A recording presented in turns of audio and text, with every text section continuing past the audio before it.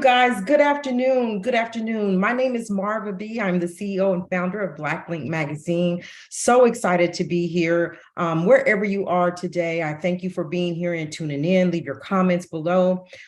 We are with the attorney, Mr. Van Turner Jr. He is the NAACP president of the Memphis chapter, and he has been diligently covering and following and working with the Tyre Nichols situation. So, Mr. Turner, thank you so much for being here. We appreciate it.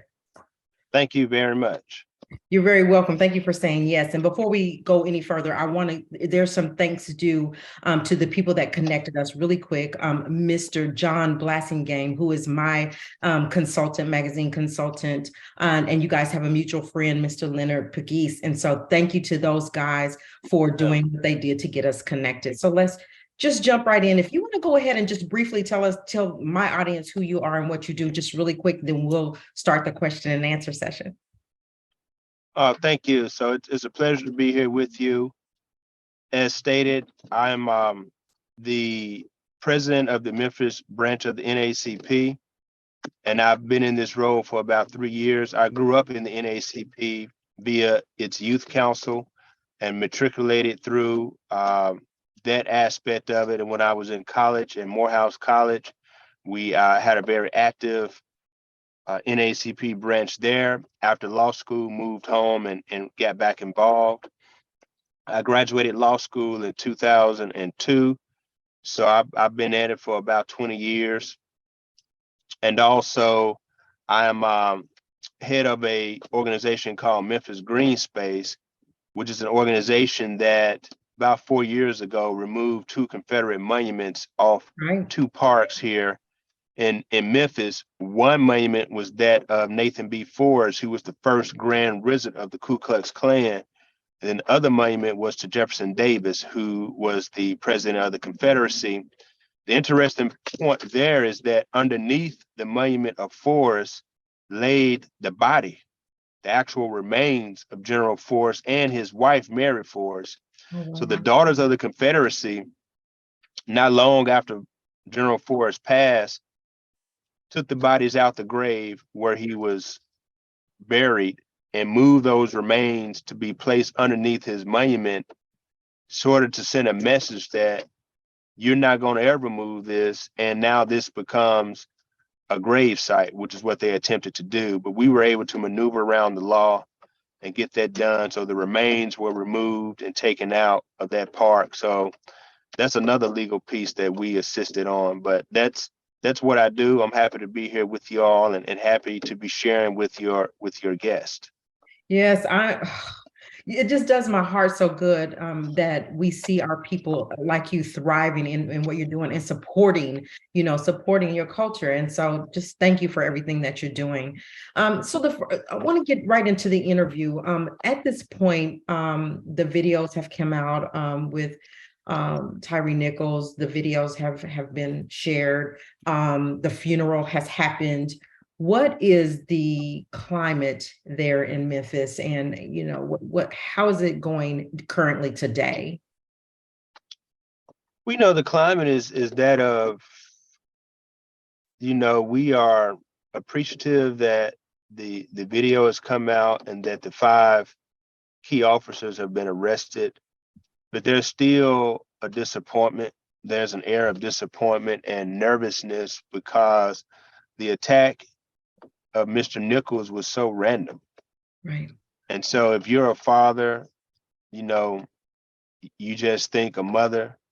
What if that had been your son who was actually dragged out the vehicle, hadn't done anything, and then essentially murdered?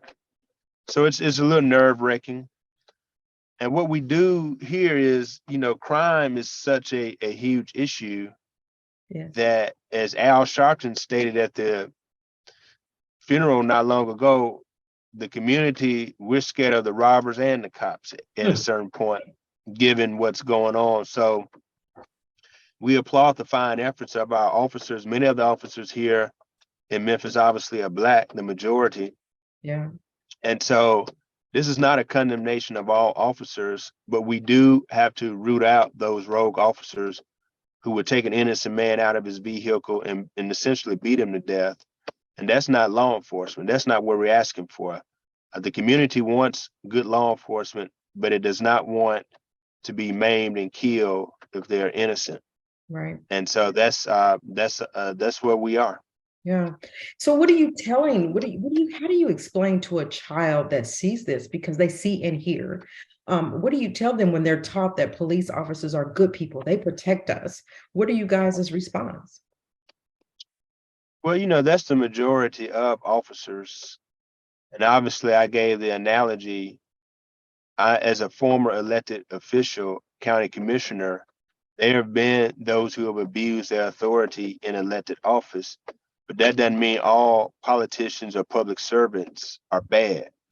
So Right. we can use an example of individuals who acted the worst, who have abused their authority the most, be representative or indicative of the entire profession.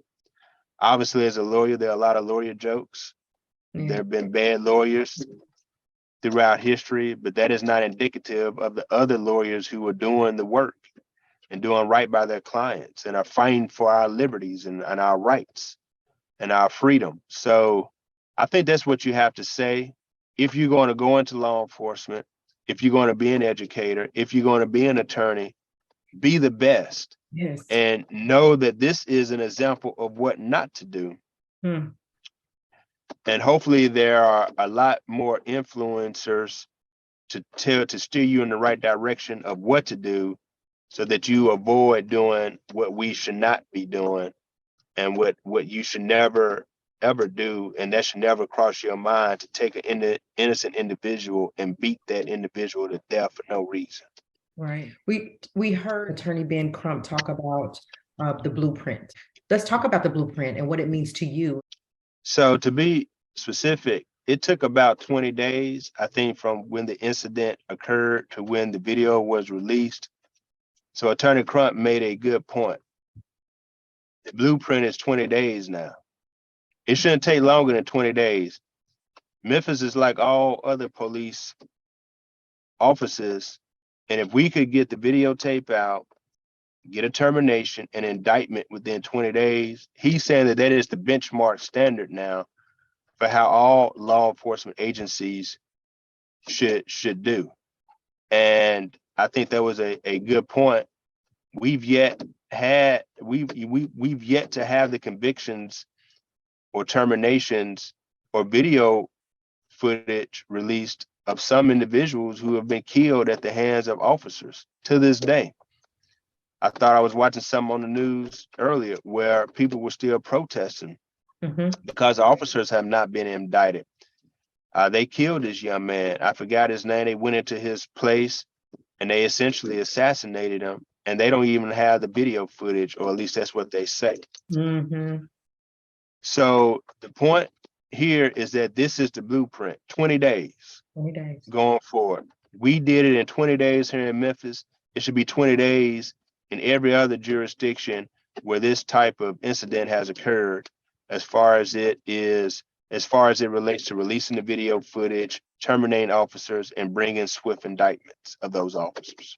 Right. I like that. And that's across the board. So I hope that people are listening, because as you see, it can be done, and it has been done in Memphis. So kudos to the Memphis Police Department, the people in authority that was able to do that. But I have a question. Can you explain to us, and this is the question that we have, is that they indicted the 5. We get that. But we kept hearing the stepfather talk about the white police officer that we found that drug him out and tried to tase him. What took so long to bring him in the forefront? And do we know what he's being charged with as of today, or is it just an investigation? What's happening with that?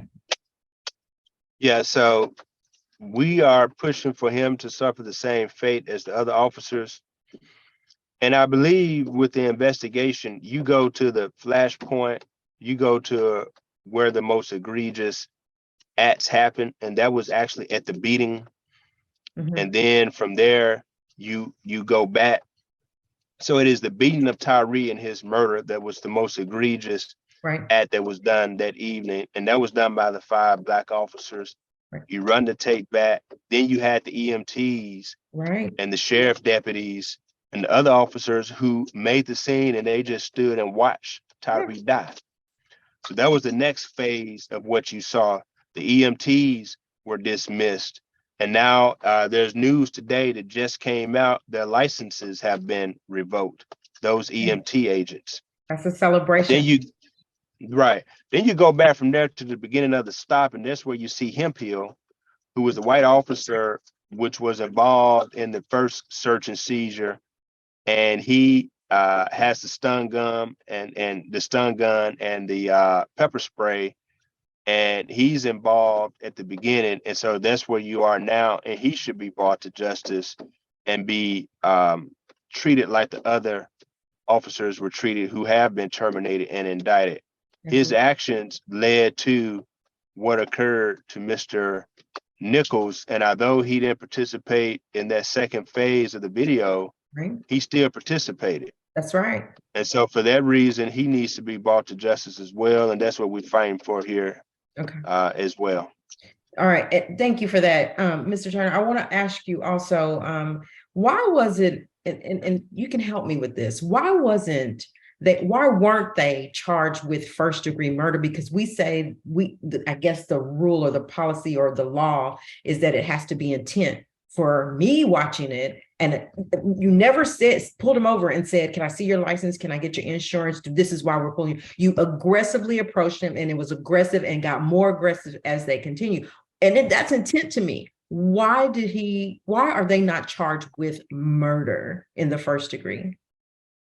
That's a good question. So you have 3 forms of murder which are contemplated here. First, as you know, is murder 1, and it has to be premeditated. What that means is that those officers had to have pulled Tyre over that evening with the premeditated intent to kill him at that time. That means they knew who he was, knew the route, had premeditated where he would be, and had basically plotted out stopping him at that particular time and chasing him down to kill him. So that is premeditated, and that's murder 1. The other thing that you could say is felony murder. While you are committing a felony, a murder occurs.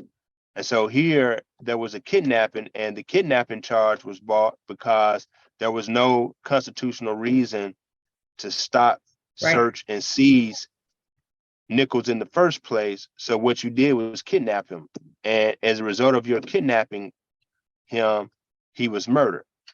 So you have felony murder that is also contemplated. And then you have murder 2, which is, I didn't go into this situation seeking to murder anyone. However, because of the circumstances of what occurred, at some point in time, I knowingly killed the individual. And so when Tyre was lifeless, his body was basically slumped over. They picked him up. He slumped over again. The very life was leaving Mr. Nichols at that time. And so murder 2 says you knowingly killed him by your beating of him, and then your allowance of him to die right there before your eyes without rendering any aid. So that's how you get to murder 2. When they pulled him over, I think the DA is saying it would be hard for me to show that the traffic stop, at least at the beginning, was premeditated murder. So the whole intent to murder occurred knowingly at that second phase where they catch him on the street at Castlegate and Bear Creek. But prior to that time, I think the DA is saying it would be difficult to prove beyond a reasonable doubt the standard for criminal cases that there was a premeditated plan to kill Mr. Nichols that night. So that's why you don't see murder 1. So do you feel like the DA feels like if we do this second degree murder that it will stick and they will be convicted? Well, I think he feels confident. And this is why elections matter. I'm speaking to your Black Link magazine people. Don't ever fix your mouth to say elections don't matter, because they most certainly do. Yes. This is a new DA. He's a law professor, a constitutional law professor, Mulroy. Uh, he's a Caucasian male, but he is a true and blue Democrat, Mm, and he unseated a Republican. mm. This is the first time in the history of Shelby County that we've had a Democrat and a progressive to serve as district attorney. He was just elected in August of 2022. Here we are now, 6 months down the road in January of 23, and this is probably the biggest case that we've had in Memphis since the assassination of Dr. King. Wow. And because voters in Shelby County put in a Democratic, progressive, reformist minded district attorney, he took action. It won a question. And he is saying that I want to put a charge forward that I know I can prove. Mm-hmm. I'm not going to give you fluff. I'm going to put something forward that I know I can do. And because he's built that trust with the people, he spoke to Mr. and Mrs. Wells, and they heard him, and they said, hey, as a result of meeting with you, DA Mulroy, we believe in you. We're fine with murder too. So he has the trust of the people based on what he campaigned on, and he's fulfilling those promises. Right. So that's why elections matter. Newly elected Democratic district attorney, the first we've ever had in Shelby County, and he has fulfilled the campaign promises of holding all accountable. Wow. Whether they are an individual that's committed a crime or a law enforcement agent Right. that's committed a crime. And that's what the people wanted. Yeah, whether they're black or white, so Right, that matters. right. I just want to, if you know this, can we dispel the rumors that that it was a setup because he was involved with one of the officers' kid's mother? Right, Can we dispel that? right. No, that's dispelled. That has not been proven, not substantiated in any way. That's just what they call the streets talking. But the streets are not going to stand in that courtroom before a jury of 12 Right. to ask for a conviction, and you can't do that on hearsay or stuff that you done heard in the streets. Yeah. That's not been corroborated and not been supported. However, obviously they're going to look at everything. If that comes up, that's where the evidence leads to. But I would think by now, something like that would have come up. And if so, that would be an upgrade to murder one, because you probably could show premeditation. Right. But that's something that has not been proven at this point. Yeah. Okay, thank you for that. So while we pray and we hope that the George Floyd bill is passed and the Tyre Nichols bill is passed, what else can be done? What else outside of that? I mean, this is like we scream really loud when these things happen, right? But then then until the next one comes, you kind of dies down. What else can be done outside of the bills? Because we definitely want those bills to be passed. What else? Yeah. So one, this issue of law enforcement is just not here in Memphis. It's everywhere. Yes. There's a dearth of good people, smart people, people with integrity going into law enforcement. And so you kind of get what you have. And unfortunately, at least in this case with these 5 officers, they should never have been privileged to have worn that badge in the first place. So that's one aspect of it. Who are we inviting to wear this badge and this gun and to serve and protect? And are we doing the most that we can with our hiring procedures? 2, the culture, which is toxic, which allows individuals to think that they could go in and do this to people and not be held accountable. So that culture needs to be changed. And that's a top-down, bottom-up situation, training, procedures, oversight. We have a citizen law enforcement review board that needs to be given subpoena power and the ability to go in and have oversight of these kinds of cases and other cases where the community, has lost trust and has been harmed. So hiring, empowering CLERB and other review operations of law enforcement. And then finally, we have to look at crime in the first place. The reason you have a Scorpion unit to begin with is because of the crime. My next question, yeah. The reason you have crime is that we're not pouring enough into the prevention of crime. And that is an issue. As much as we focus in on law enforcement and making sure that they have what they need to police our communities and serve and protect, we need to equally be pouring into the root cause: poverty, hopelessness, no opportunities, no extracurricular activities for our young people, no wraparound services. So people are literally starving and need resources and food. They're surviving. And so all that has to happen as well. We can't just address the symptom. We have to go and address the root cause of this situation. And that's poverty. And that's really just no investment in our Black communities and brown communities. And our young people, the age of the criminals, again, younger and younger, they feel that they have no choice and they get into this criminal life. Yeah. And you see this is a revolving door. We can lock up every bad person now, but what's stopping the pipeline of the 10, 11, and 12-year-olds for taking their place? Gosh. So that's what we got to do. And I think it's multifaceted. And I think those are some things and some areas we can work on while we fight to pass the George Floyd Act and the Tyre Nichols bill. Yeah. So it's just an uphill battle, but we got to have people that are willing to fight. In an interview, and this is the last couple of questions I have for you, and I'll let you go. But in an interview, you said the fight will continue. So is that part of it, getting these things done? Yeah. As Reverend Al stated, Montgomery bus boycott starts in 55. You don't get the Civil Rights Act until 64, 9 years. Right.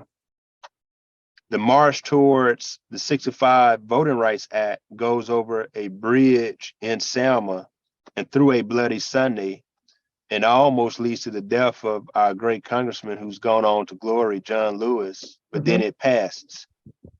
So the issue here is that it may be long, it may take some time, but we still continue this fight. And we can't give up.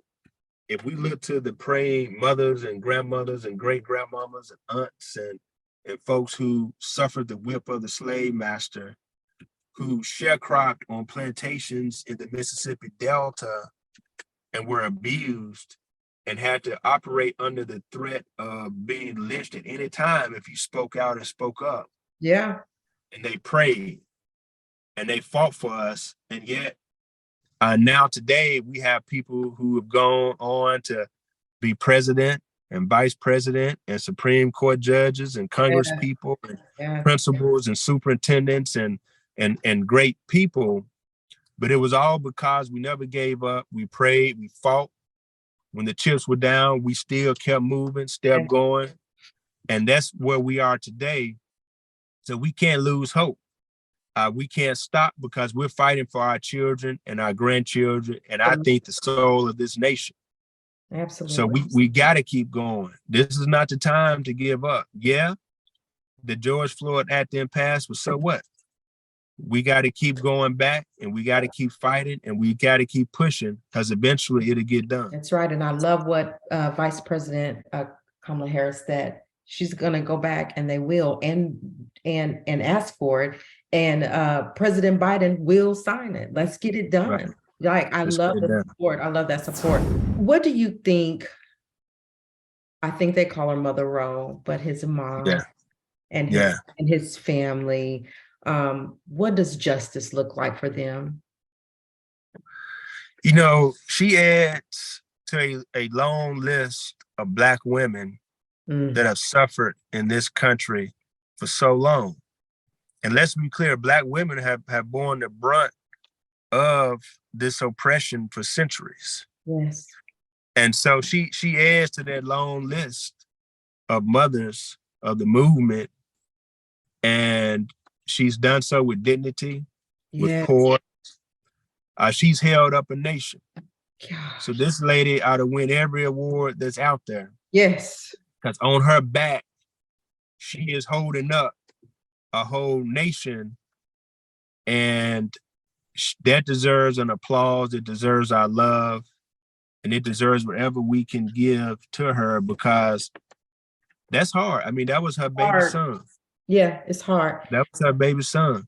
Yeah. And to watch him literally have the life beat out of him by people who were sworn to serve and protect him is hard. She said, I've yet had the opportunity to really grieve for my son because all that has taken place. So we love Mama Ro, and we're going to fight for Mama Ro, because no other mother should have to sit there and bear the anguish and pain that she has had to bear, watching her son be literally murdered by other Black men right before her eyes. So screaming for her, mama. Yeah.